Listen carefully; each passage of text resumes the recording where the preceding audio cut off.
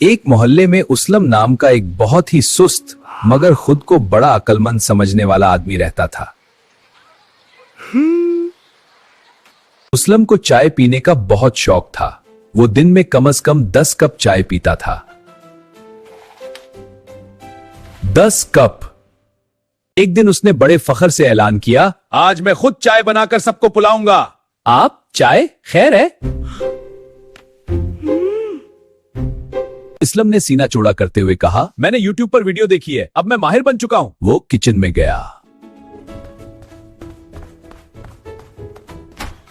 पहले चीनी डाली, फिर चाय की पत्ती, फिर दूध।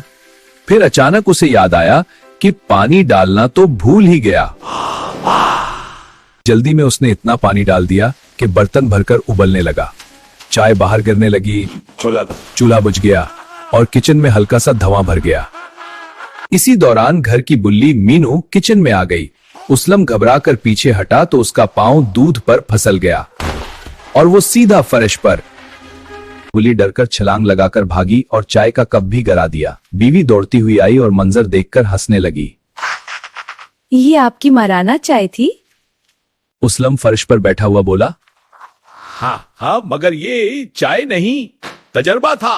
इस दिन के बाद उसलम ने फैसला किया कि वो सिर्फ चाय पिएगा, बनाएगा नहीं। सबक हल्का फुल्का। हर वीडियो देखकर इंसान माहिर नहीं बन जाता।